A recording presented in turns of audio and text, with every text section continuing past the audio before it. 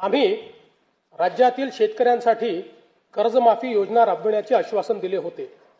त्याकरिता समिती गठीत केली आहे। राज्यातील 30 सप्टेंबर 2025 रोजी पीक कर्ज थकीत असणाऱ्या पात्र शेतकऱ्यांना 2 लाख रुपयापर्यंत कर्जमाफी देणारी पुण्यश्लोक अहिल्यादेवी होळकर शेतकरी कर्जमाफी योजना मी आज जाहीर करीत आहे। नानाभाऊ, राज्यातील नानाभाऊ ऐकायचं एक मिनिट। राज्यातील 30 सप्टेंबर 2025 रोजी पीक कर्ज थकीत असणाऱ्या पात्र शेतकऱ्यांना 2 लाख रुपयापर्यंत कर्जमाफी देणारी पुण्यश्लोक अहिल्यादेवी होळकर शेतकरी कर्जमाफी योजना मी आज जाहीर करत आहे। शेतकऱ्यांसाठी कर्जमाफी योजना राबविण्याचे आश्वासन दिले होते। त्याकरिता समिती गठीत केली आहे। राज्यातील 30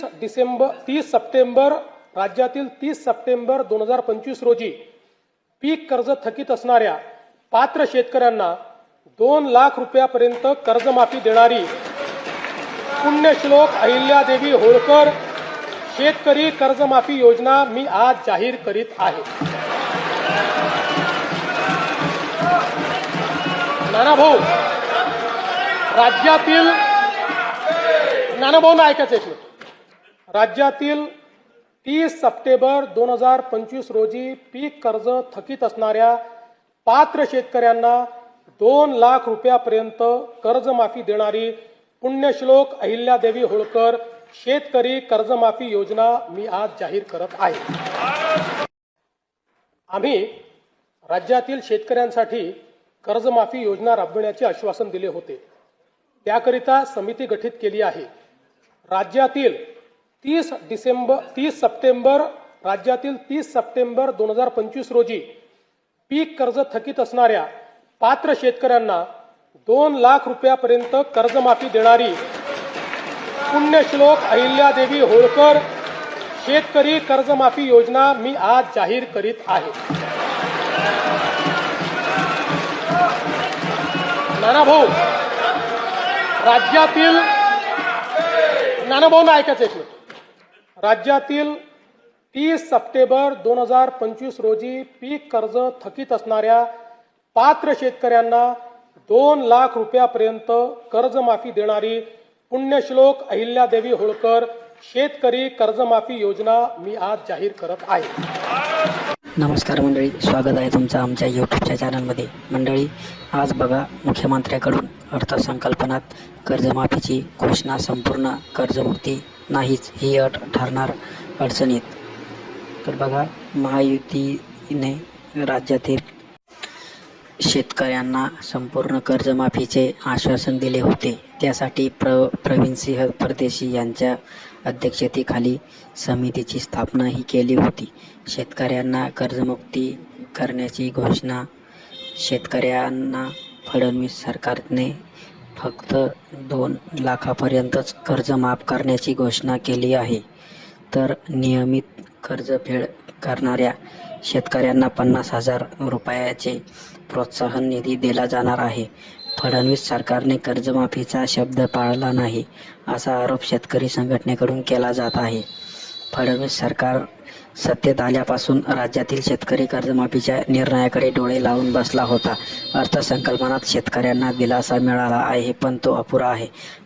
देवेंद्र फडणवीस यांनी शुक्रवारी आगामी आर्थिक वर्षासाठीचा अर्थसंकल्प मांडताना कृषी कर्जमाफीच्या लो बेरिंग स्कीम निर्णयाची घोषणा केली।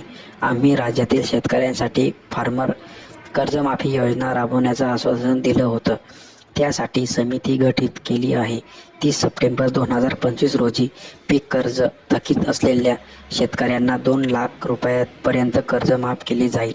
पुण्यश्लोक अहिल्यादेवी होळकर शेतकरी कर्जमाफी योजना असे नव्या कर्जमाफी योजनेचे नाव असेल। जे शेतकरी नियमित कर्जफेड करणार त्यांना 50,000 रुपयापर्यंत प्रोत्साहन लाभ दिला जाणार, असेही फडणवीस यांनी अर्थसंकल्पात जाहीर केला आहे।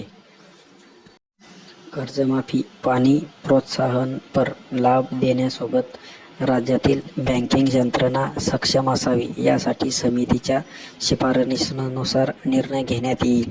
शेतकरी वारंवार कर्जबाजारी न होता त्याला कायमचा कर्जमुक्त करण्याचा सरकारचा संकल्प आहे. समितीच्या शिफारशीनुसार दीर्घकाळातील उपाययोजना केल्या जात आहेत, असेही फडणवीस यांनी सांगितले. विरोधाची धार तीव्र होणार होती. महायुती सरकार सत्तेत आल्यापासून विरोधकांकडून महायुती सरकारला शेतकरी कर्जमाफीच्या योजनेचे काय झाले असा जाब विचारण्यात आला होता. त्यासाठी वेळोवेळी आंदोलन झाली आहे. निवडणूक झाल्यानंतर सरकार शेतकरी कर्जमाफीचे आश्वासन विसरले अशी टीकाही झाली होती.